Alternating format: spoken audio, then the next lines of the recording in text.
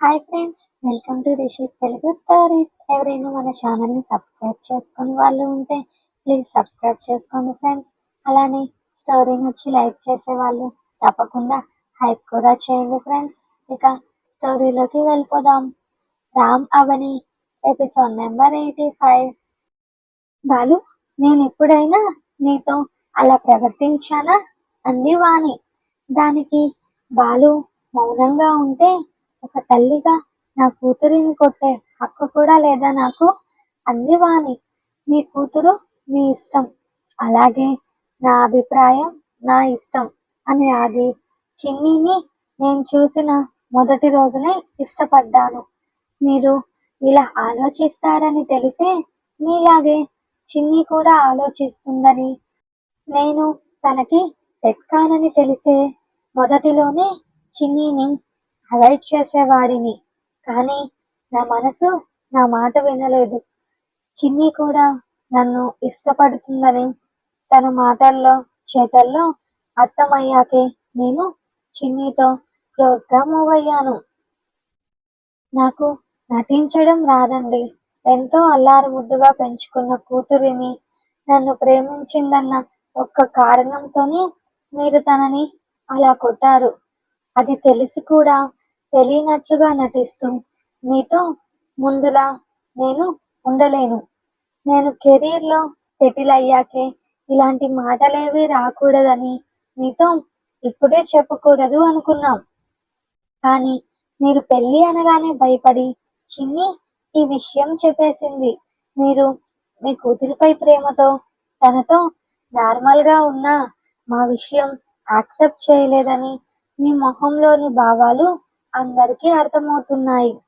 ఒక తల్లిగా కూతురి విషయంలో మీ కోరికలు మీకుంటాయి, కానీ తన ప్రేమను కాదని మీరు చూపించిన గొప్ప సంబంధం చేశాక వచ్చేవాడు మంచివాడైతే ఓకే, కానీ ఒకవేళ మీ కూతురు సంతోషంగా లేదని తెలిస్తే అప్పుడేం చేస్తారు అని తమకి కొంచెం దూరంలో ఆగి కోపంగా తననే చూస్తున్న చిన్నీని చూసి, అలాంటి పరిస్థితి రాకూడదని నేను కోరుకుంటున్నా. ఎందుకంటే ఆల్రెడీ మీ కొడుకు పోయిన దుఃఖంలో ఉన్న మిమ్మల్ని వదిలి చిన్ని నా కోసం రాదు.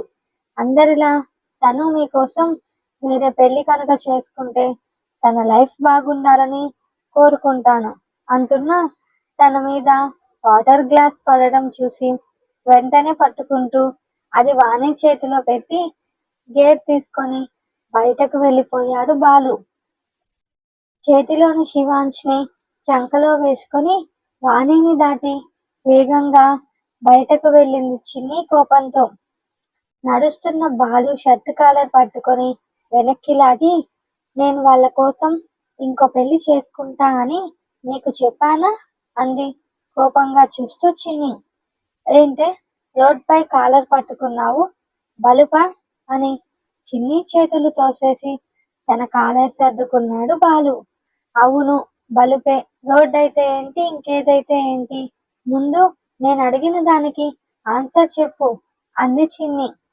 డాక్టర్ పాపకి బాగా ముదిరిందే కొవ్వు, చెప్పను. ఏం చేస్తావే?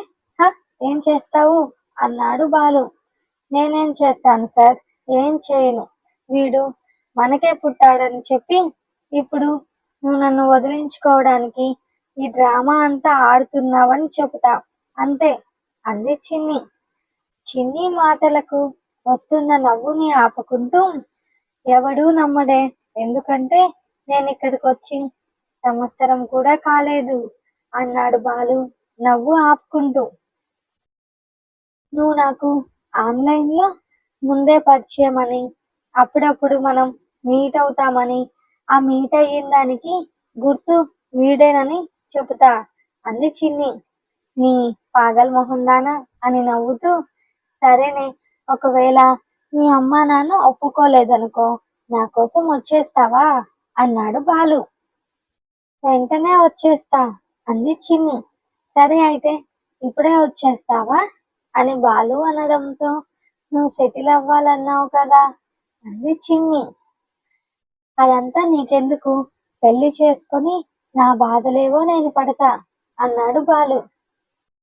ఆ బాధలెందుకు పడడం అని చిన్ని అనడంతో, నాకు తెలిసే ఇలా సక్సెస్ అవ్వు అని లేట్ చేసి నేను కెరియర్ పై ఫోకస్ చేశాక మీ అమ్మా నాన్న బెదిరించారనో భయపెట్టారనో ఇంకో పెళ్లి చేసుకొని చేతిలో బాబుతో కనపడి ప్రేమిస్తే సినిమాలో హీరో చివరికి పిచ్చివాడైనట్లు నన్ను అలా చేద్దామనేగా నీ ప్లాన్ అమ్మా అని గుండె మీద చెయ్యి వేసుకొని నేనలా పిచ్చివాడిన ఏ రకాన్ని కానీ నీకు పెళ్ళయింది తెలిసిన వెంటనే నీకన్నా అందమైన అమ్మాయిని కత్తిలాంటి ఫిగర్ని చూసి పెళ్లి చేసుకొని నెల తిరగకుండానే మామిడికాయలు తినిపించే రకాన్ని అన్నాడు బాలు. నన్ను కాకుండా ఇంకో దాన్ని చేసుకుంటావా పంది కుక్క గాడిద అని ఒక చేత్తోనే బాలుని కొడుతూ ఏడుస్తూ ఇప్పుడేంటి నేను నీతో వచ్చేయాలి అంతే కదా పద వచ్చేస్తా నాతో పాటు వీడు కూడా అంది చిన్ని శివాంష్ని చూపిస్తూ. ఓ చేత్తో శివాంష్ని పట్టుకొని ఇంకో చేత్తో ఏడుస్తూ కళ్ళు నులిమేసుకుంటున్న చిన్నిని చూసి ఇది పెద్ద లడ్డు వాడు చిన్న లడ్డు అని మనసులో నవ్వుకొని అనుకుంటూ ఊరికే అన్నానే రాక్షసి ఆ కళ్ళు అలా నిలుపుకోకు అంటూ చిన్ని చేయి తీశాడు బాలు. వదులు నన్ను అని ఏడుస్తున్న చిన్ని చెంపపై జారుతున్న కన్నీళ్లు తుడుస్తూ ఏడవకే ఈ జన్మకి నా పక్కన భార్యగా నిన్నెప్పుడో ఫిక్స్ అయిపోయా ఇంకొకరిని కలలో కూడా ఊహించుకోలేను అన్నాడు బాలు నవ్వుతూ. నీకు నన్ను ఏడిపించడం సరదా కదా అంది చిన్ని బాలుని కొడుతూ. ఆ నిజంగానే నిన్నేడిపించాలంటే ఇష్టమని తనని ఆపకుండా కొడుతున్న చిన్ని దగ్గర నుంచి శివాంష్ని తీసుకొని ఇప్పుడు కొట్టు అంటూ ఆమె చుట్టూ చేతిని వేసి అక్కడి నుంచి తీసుకెళ్ళిపోయాడు బాలు.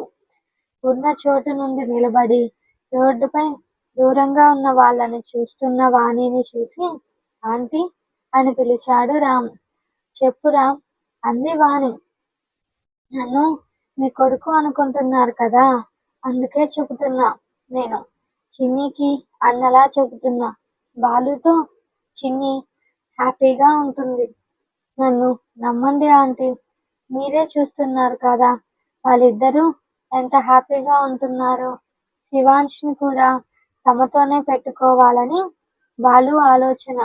ఎందుకంటే చిన్నికి వాళ్ళ అన్న గుర్తుగా ఉన్న శివాంష్ని దూరం చేయడం బాలుకి ఇష్టం లేదు.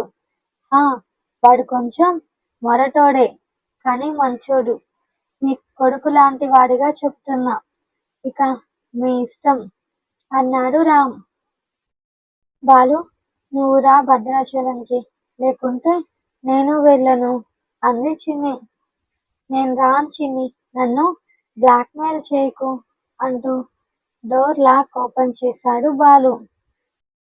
హాల్లో కనిపిస్తున్న బాలు వాళ్ళ నాన్న ఫోటోను ఒకసారి చూసి నవ్వుతూ బాలు మనకు మీ నాన్న ఐ మీన్ అదే అంకుల్ పుడతారా అంది ఇన్నోసెంట్ గా చిన్ని.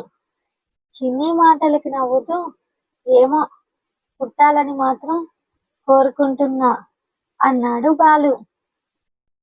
అంకుల్ కి నువ్వంటే చాలా ఇష్టం అంట ఆంటీ చాలాసార్లు చెప్పింది నీ కొడుకుగా ఖచ్చితంగా పుడతాడులే అంటున్న చిన్ని చేతిలో ఉన్న శివాంష్ని కింద వదిలి వాడి కోసం ఇంట్లో పెట్టి ఉన్న బొమ్మలు ఇచ్చి చిన్ని చుట్టూ చేయి వేసి దగ్గరకు తీసుకొని ఎందుకే నేనంటే అంత ఇష్టం రేపు ఇదంతా నిజం కాదు డ్రామా అని చెబితే ఏం చేస్తావు నిన్ను మోసం చేస్తే ఏం చేస్తావే అన్నాడు బాలు. నువ్వు మోసం చేయాలనుకుంటే బాబు వచ్చినప్పటి నుంచి నా ఫీలింగ్స్ అన్నీ నీ కంట్రోల్లోనే ఉన్నాయి బాలు ఇప్పటి వరకు ఎందుకు ఛాన్స్ తీసుకోలేదు ఇదంతా డ్రామానా ఎక్కడ డ్రామా నేను పాల్ స్టోర్ ఏడుస్తుంటే నీ కళ్ళల్లో బాధ నేను చూడలేదనుకున్నావా నన్ను మా మమ్మీ కొట్టిందని నువ్వు దాచుకున్న కోపం నాకు తెలియదనుకున్నావా ఆ రోజు నన్ను చూసి నీ కళ్ళల్లో చేరిన తడిని నేను ఇంకా మర్చిపోలేదు అంది చిన్ని. ఆ! అన్నీ నీకు నువ్వే ఊహించుకుంటే ఎలానే? అన్నాడు బాలు నవ్వుతూ. ఇది నిజమని నీకు తెలుసు, నాకు తెలుసు. నువ్వు ప్రేమించిన అమ్మాయి నీ బిడ్డకి కాకుండా తన అన్న బిడ్డకి పాలు పడుతుంటే నా హెల్త్ గురించి ఆలోచించావు. నా లైఫ్‌లో వచ్చేవాళ్ళు ఒప్పుకోరని చెప్పావు కానీ ఇప్పటికి కూడా నీ ప్రేమ గురించి మాత్రం చెప్పలేదు. మళ్ళీ నా బాధ చూడలేక వాడి హెల్త్ గురించి ఆలోచించి ఇంతవరకు ఈ విషయం ఎవరికీ చెప్పలేదు. ఎందుకు? అంది చిన్ని. బాలు చిన్నీనే చూస్తుంటే because you love me. I'm right? అంది చిన్ని.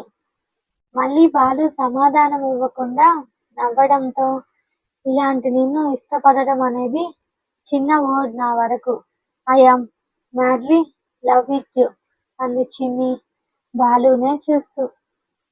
చిన్ని మాటలకి చెప్పలేని సంతోషంగా ఉండడంతో ఆమె తలని చిన్నగా ఢీకొట్టి అంతలో మామ అంటూ తన కాళ్ళని పట్టుకున్న బాబుని చూసి చిన్నీని వదిలి ఈ లడ్డుగాడు మామ అని భలే పిలుస్తున్నాడే అని బైక్ కీస్ తీసుకొని బాయ్ పోదామా అని బాలు అడగడంతో గుమ్మం వైపు చేయి చూపిస్తున్న బాబుని చూసి ఒక్కసారి అలవాటు చేశావు, వాడు చూడు ఎంత బాగా చెబుతున్నాడో అని కన్నయ్య ఇప్పుడు ఆచిపోవాలా అని చిన్ని తీసుకోవడానికి ట్రై చేస్తే వెళ్ళకుండా బాలుని పట్టుకున్నాడు బాబు. నాకు తెలుసురా లడ్డుగా, ఇప్పుడు బయటకు వెళ్ళడం కోసం నువ్వు నా దగ్గర నుంచి వెళ్ళడం లేదని. ఎంత మెత్తగా ఉన్నావురా, పిసికేయాలి నిన్నని బాబుని ముద్దు పెట్టుకొని తన పర్స్ తీసుకొని పద అన్నాడు బాలు చిన్నీని చూసి.